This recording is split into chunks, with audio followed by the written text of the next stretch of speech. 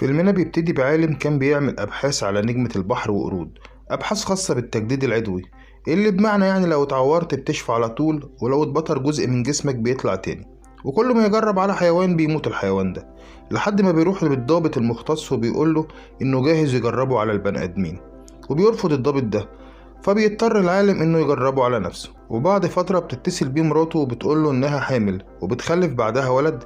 بيظهر على الولد ده علامات في جسمه من صغره، بسبب إن والده كان بيحقن نفسه بالمادة دي اللي اسمها النانوميد المسؤولة عن التجديد العضوي اللي أنا قلتلكم عليه. حتى إن الولد ده لما كان بيتخبط وبيتعور مش بيحس بحاجة. وبيعرف الضابط إن العالم ده بيعمل أبحاث غير مشروعة، فبيضطر يطرده من عمله. وبيتجنن العالم وبيخرف في المعمل وبيطلق أشعة جيم المميتة. بيروح على البيت وبيدخل هو ومراته الأوضة بيتخانقوا، بيكون ابنهم الصغير بره بيبص عليهم وبيلعب. بعد كده الولد بيكبر شوية وبيكون مع واحدة بس مش أمه، ومش بنعرف ايه اللي حصل معاه. وبيكبر الولد ده تاني اللي كان اسمه بروس وبيكون شغال في نفس مجال أبوه. وبيدخل المعمل بيلاقي حبيبته هناك اللي اسمها بيتي. بياخدها وبيروحوا يعملوا أبحاث على حيوانات بنفس المادة اللي أبوه كان بيحقن بيها نفسه واللي انتقلت له في جيناته. وأول ما بيعرض الحيوان ده لأشعة جاما بيخف الجرح في الأول، وبعدين الحيوان بينفجر والتجربة بتفشل، بس يعني مش بييأس. بعد كده بنشوف واحد بتعرفه بيتي بيتكلم معاها في المعمل وبيقول لها إنه شغال مع الجيش وإنه عايزهم يشتغلوا معاه وهيديهم أضعاف مرتبهم. بترفض بيتي وبتقوله إن أبحاثهم دي علشان يستفاد منها البشر ومش للتجارب، وبتطرده.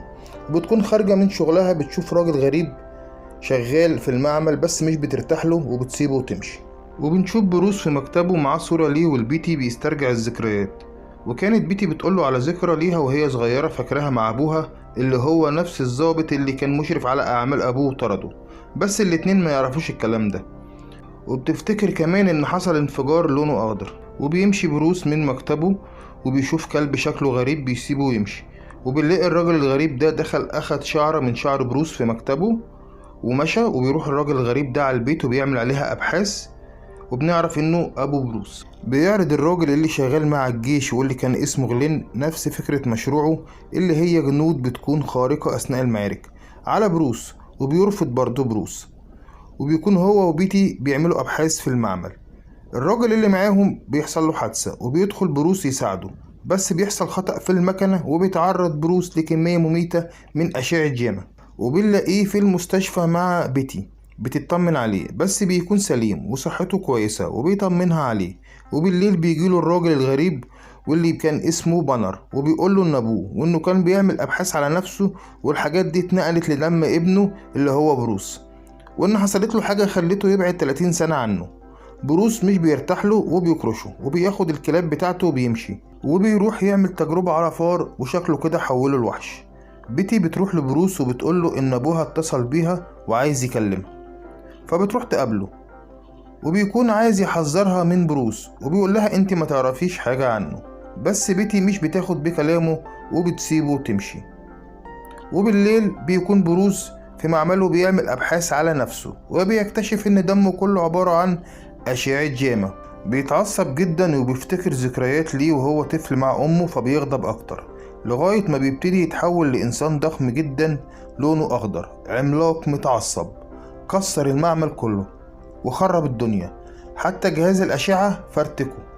وبيطلع بره بيشوف أبوه مستخبي فبيروح له، فبيطلع لأبوه وبيلمسه. بيتعصب بروس أكتر أو هالك بقى وبينط وبيكسر السقف وبيختفي. والصبح بتروح له بيتي بتلاقيه نايم على سريره بشورت مقطع. بتصحيه وهما بيفطروا بيحكي لها عن الراجل البواب اللي بيقول على نفسه أبوه.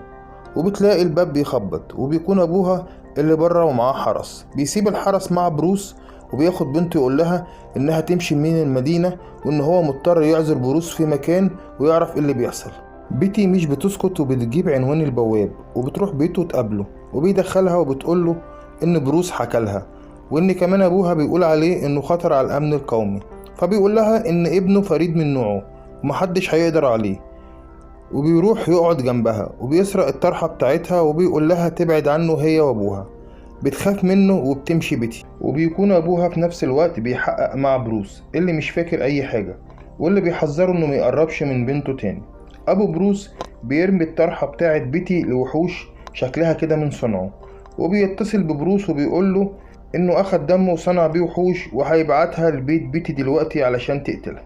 بيتجنن بروس وبيجري يخرج، بيقابله غلين وبيضرب بروس وبيتعصب بروس وبيغضب، وهنا بيتحول لهالك وبيمسك غلين بيفقعوا العلقة المتينة وبيدغدغه وبيجري البيت بيتي اللي بتشوفه وبتعرفه وبيشيلها يحطها على العربية، وبتهجم عليهم الكلاب اللي أبوه حولها وحوش، وبتدور ما بينهم معركة شرسة، وكل ده علشان يحمي بيتي. بس هالك واللي هو لا يقهر واللي كل ما بيتعصب وبيغضب بيبقى أشرس وأقوى بيقدر يتخلص منهم ويقتلهم ويرجع لطبيعته. وبتدخله بيتي علشان يهدى وينام، والصبح بتكلم أبوها وتقوله إنها خايفة. وبيصحى بروس وبيكون بيفطر بيلاقي حركة بره، بيطلع يشوف بيتضرب بسهم منوم وبيقع وبيفقد الوعي، وبينقلوه في طيارة القاعدة تبع الجيش تحت قيادة أبو بيتي اللي بيكون عايز يفحصه ويعمل عليه تجارب. بتروح له بيتي وبتترجاه إنها تفضل جنبه لأنها بتحبه وهو أنقذ حياتها، وبيكون أبوها خايف عليها منه لأنه لما بيتحول ممكن يدمر أي حاجة، وبتقوله إن عمره ما يقدر يأذيها وإنه بيحبها وإن السبب في كل ده هو أبوه بانر. إلا أبوها بيبعت الجيش للمكان اللي ساكن فيه مش بيلاقيه، اللي بيكون راح للمعمل بتاع بروس المتدمر وبيوصل الأجهزة وبيعرض نفسه لأشعة جاما، واللي بتخليه وحش بيتحول لأي حاجة بيلمسها، وبيقتل الحارس وبيهرب. في نفس الوقت بتكون بيتي مع بروس بيتمشوا في القاعدة والجنود حواليهم من بعيد، وبيكون منزل بروس القديم في القاعدة دي، وبيفتكر حاجات وهو طفل وهيبتدي يتعصب. بتاخده بيتي وتمشي وبتروح لأبوها، بيقول لها إنه جاله أوامر إن بروس هيتنقل لقاعدة تحت قيادة غلين اللي دغدغه هالك، وإنها لازم تسافر بعيد. بروس بيتنقل، وأول ما بيوصل بيدخله غلين وبيكون بيكهربه علشان عايزه يتحول لهالك وياخد جزء من جسمه يدرسه، بس بروس بيمسك نفسه لغاية ما يفقد الوعي.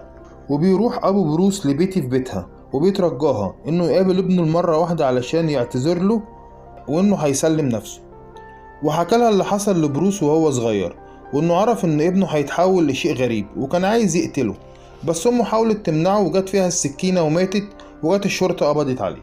بعد كده بياخدوا غلين وبيحطه في جهاز بيعرض دماغه لصدمات وهو نايم علشان يغضب ويتحول لهالك، ومفكرين يعني لما هيتحول هيقدروا يسيطروا عليه وياخدوا منه عينة يفحصوها ويتحقق أمراضه ويتحول لهالك. وأول حاجة بيعملها بيكسر لهم الجهاز ده، وبعدين بيكسر الحيطة ويجري، وبتقابله رجالة غلين بترش عليه مادة غريبة بتخليه مش عارف يتحرك، وبيروح له جلين ومعاه جهاز عايز ياخد منه عينة، بس بيقع وبيكون هالك خلاص قرب يحرر نفسه، وبياخد غلين قذيفة بيضربها في هالك بتخبط في جسمه المطاطي وترجع للحيطة بتنفجر وبيموت غلين، وهالك طايح يدمر في المبنى ومش محوق فيه أي حاجة.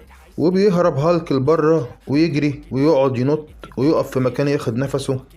بيجي الجيش ويهاجمه وبيهرب تاني في الصحراء، وبرضه الجيش وراه مش عاتقه، والمرة دي دبابات، فبيقول لهم طب أنا جاي لكم بقى، ويدمر الدبابة الأولى ويكسر التانية ويدغدغ التالتة، والرابعة بيدخلهم فوهة الدبابة عندهم جوه، ويجري تاني ويقعد ينط عالي جدا في الصحراء متجه للمدينة.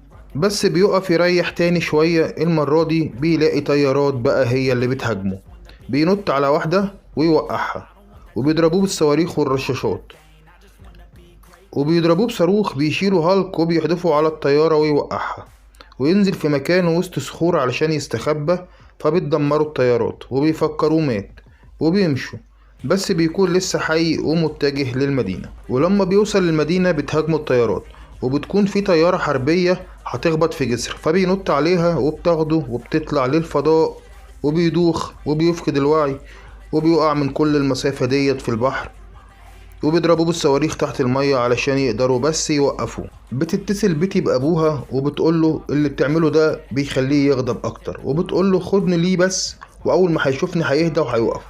وبيوافق أبوها، وبيكون بروس وصل المدينة وغضبان ونازل تدمير في المدينة، وبيشوف بيتي راكبة الطيارة بيهدى شوية، وبيكون الجيش وصل، وتنزل بيتي وتروح له، وبيرجع لطبيعته تاني وبيقبضوا عليه وبيربطوه في مكان تبع الجيش وبيودوه لأبوه اللي بيروح له ويقعد يعصبه ويقول له انت ضعيف، طلع الوحش اللي جواك، الوحش ده ابني مش انت، وبيتعصب بروس، وابوه بياخد كابل الكهرباء يحطه في بقه وبيمتص كل الكهرباء اللي في المدينة، وبيتحول لراجل كهرباء عملاق بينط عليه هالك وبياخده ويطير بيه في السماء، وبيقعوا بعيد عن المدينة على صخور اللي أول ما بيلمسها بانر بيتحول لرجل صخري.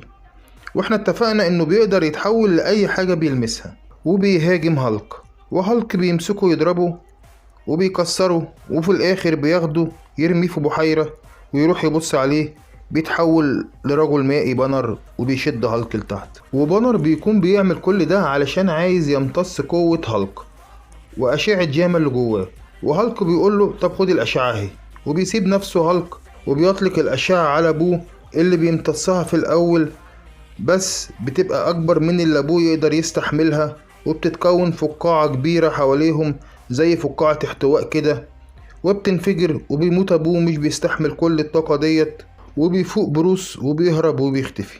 وبعد سنة بيكون أبو بيتي بيكلمها وبيقول لها لو حاول بروس إنه يكلمك لازم تقوليلي، فبتقوله أصلا أنت مراقب كل حاجة، وأصلا ممكن يكون مات واتبخر. وفي آخر الفيلم بنشوف بروس في مكان بيعالج الناس، وبتيجي عصابة عايزة تاخد الدواء وبيقول لهم سيبوا الدواء علشان مغضبش، علشان مش هعجبك لو غضبت. وبينتهي فيلمنا. فياريت يا اسطى تعمل اشتراك في القناة وإعجاب على الفيديو وتفعل الجرس علشان توصلك كل الملخصات الجديدة، وسلام.